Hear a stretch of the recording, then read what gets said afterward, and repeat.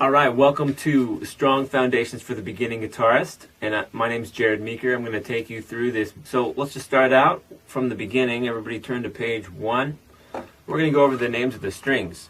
So you have E, A, D, G, B, and E. And you can remember that by Eddie, 8 Dynamite, Goodbye Eddie. Okay? Eddie, 8 Dynamite, Goodbye Eddie, E, A, D, G, B, E. Okay, let's go to the parts of the guitar now. So, this is the body of the guitar. This is the neck. This is the headstock. Those are the main 3 parts. Over here on the body is the bridge, and that's where the strings are attached to the body. If you have a nylon string guitar, then they're tied. If you have a steel string guitar, then they're held in with pegs. You usually will have a strap button, which often doubles as a 1/4-inch jack for plugging into a PA or an amplifier. Now, for the sound hole, this is the way that the sound is projected out of the instrument, and around it is this rosette. Next, you have the neck, and the frets are going perpendicular to the strings. There are these 2 pieces of wood. One is darker and one is lighter. The darker one, which the frets are glued onto, is called the fretboard. This is called the nut, where the strings meet the headstock, and then on the headstock you have tuning pegs, okay? And the way that you tune, it's like a horseshoe shape, all right? This is the thickest string over here, and then A, D, G, B, and E. Okay, so that's pretty much it for the parts of the guitar. Let's go on now to page 2. Rules for playing technique. First of all, you want to have good posture, okay? Which is something important in life in general. But, sit up.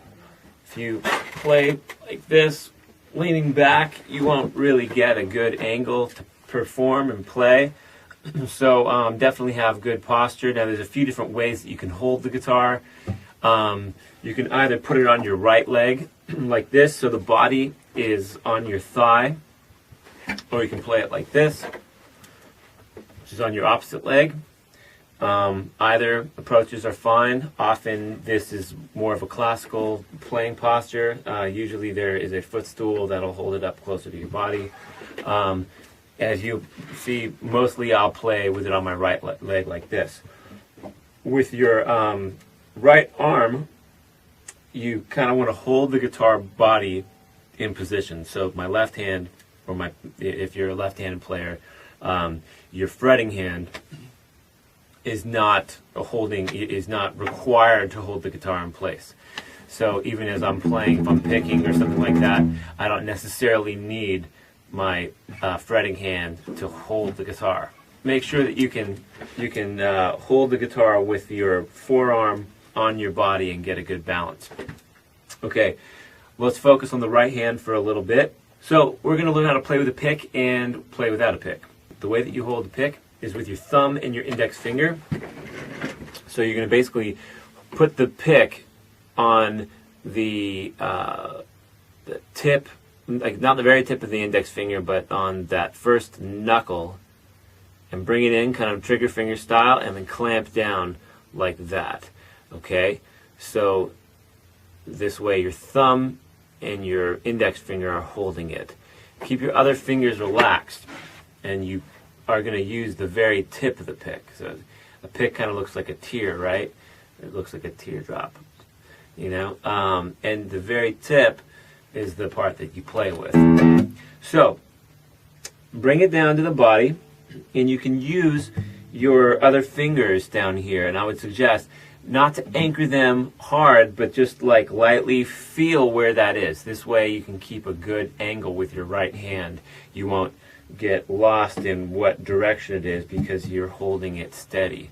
So start and just pick downstrokes. Now you can pick down or up, but in the beginning I'd like us to do an exercise where we just pick 4 times on each string. So let's start out with the thickest string and pick 4 times. Ready, go.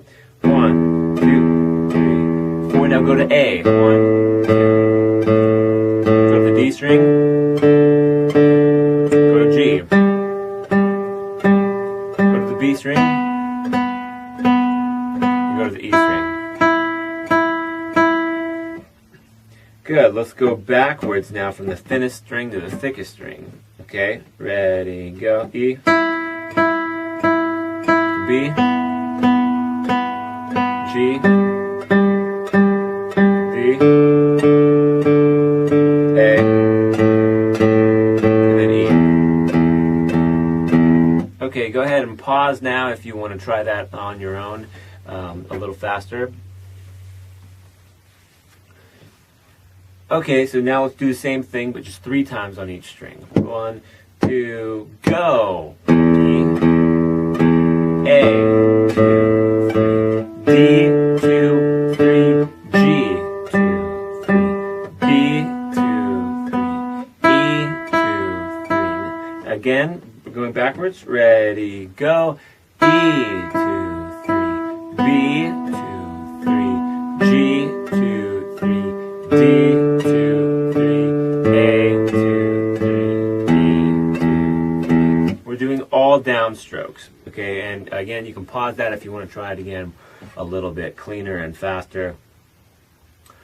Okay, now let's go on to 2 times on each string. Starting from the thickest string, ready, go. E, A, B, G, B, E. Okay, and now going back from thinnest to thickest. Ready, go. E, B, G, D, A, E. Okay, again, pause if you want to try that at your own pace. Okay, now we're just going to do it 1 time on each string. Okay? Ready, go. E, A, B, G, B, and from thinnest to thickest, ready, go. E, B, G, D, A, E. Okay, good. And again, you can pause that and try it at your own pace. Let's work on alternate picking now. And we don't need to keep this that precise, but I want you just on the thickest string, just practice going down, up, down, up, down, up, down, up, down, up, down, up. You can get a good tremolo going on that if you want to, but just in the beginning, try to keep it consistent.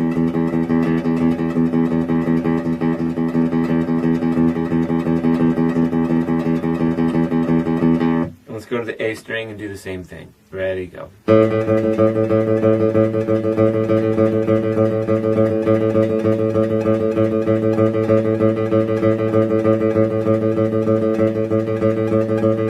Good. Go to the D string, same thing.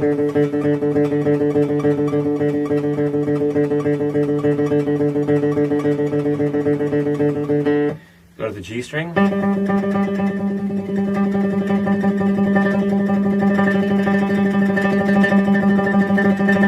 And go to the B string.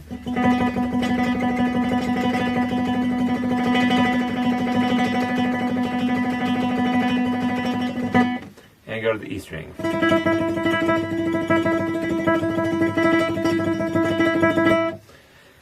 Okay, cool. Let's go to the left hand now.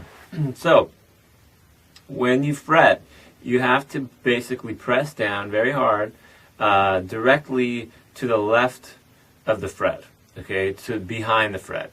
You want to keep your wrist kind of straight. You don't want to bend it too much or else you'll constrict your tendons. And also, don't collapse your finger back, okay? It needs to be bent like this as you're fretting. You don't want to play on the pad of the finger. You want to play on the very tip of your finger. Let's just try to get a good tone. Everybody press down on the first fret of the thickest string with their first finger, index finger, and press very hard and pick. Okay, good. And now, using your middle finger, try that on the second fret of the thickest string.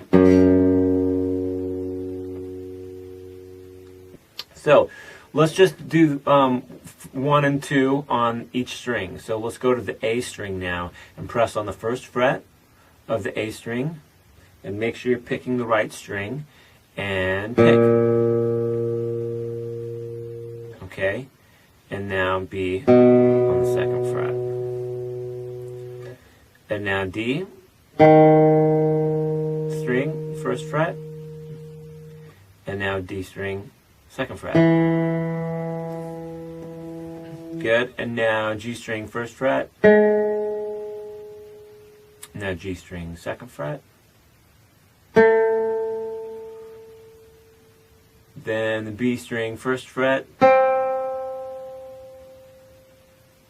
and B string, second fret. And finally, E string, first fret, E string, second fret. Good. Let's go to page 3 and cover tuning.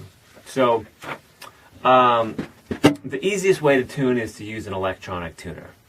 You do not need to spend a lot of money on a chromatic tuner. That could be $100 or so. Just go buy a cheap guitar tuner.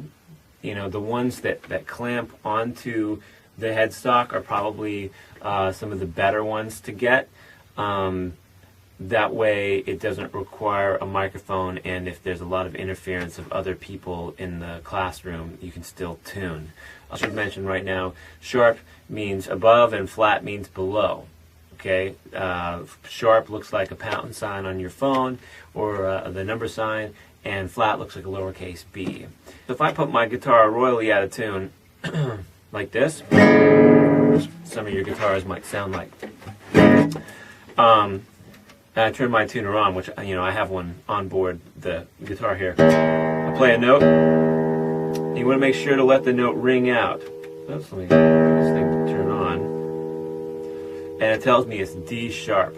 Now I know from the alphabet, A, B, C, D, D is the letter below E. So I need to tighten that string.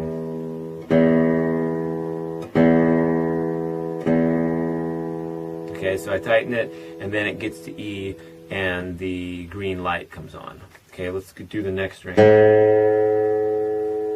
This one says it's A flat, and that's the correct pitch. It's supposed to be A, so I just tighten it up. And as soon as the green light comes on, then I'm fine. Okay, that's the goal, is to get the correct letter and the correct, you know, the correct color of light. So you want green, not red. This says D flat, so again I'm going to tighten. This says G sharp. Okay, so this says G sharp, so I'll loosen it. This says B, which is correct pitch, but it's a little flat, so I tighten it. That says E sharp, so I loosen it. And there I am, back in tune.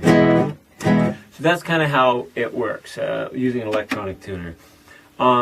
Now for what we call relative tuning, so just getting the strings in tune with each other. Even if you don't have an electronic tuner and you just want to get the strings relative to each other so that you can play a chord and it sounds good, regardless of whether it's in relation to a standard pitch or something, you can do that. Their strings have a specific relationship to each other. And that's a very important thing to know anyways. And it's basically 5 fret distance between all the strings except for between these two strings. The G and the B have a 4 fret distance between each other. Okay? And you can see that in the diagram on page 3. And if my guitar was, again, really out of tune, what I'm going to do is tune it just using relative pitch. Now, I did not change the thickest string, so that string is still in tune. So watch this. I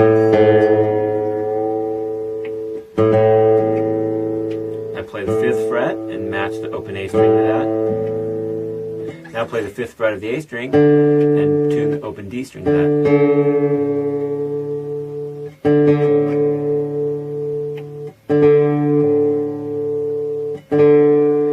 Okay, and now I'm going to press down the 5th fret of the 4th string with my fret hand and then tune the open 3rd string to that pitch. It's a little sharp. And now play the 4th fret of the B string and tune the open 4th fret of the G string and tune the open B string to that.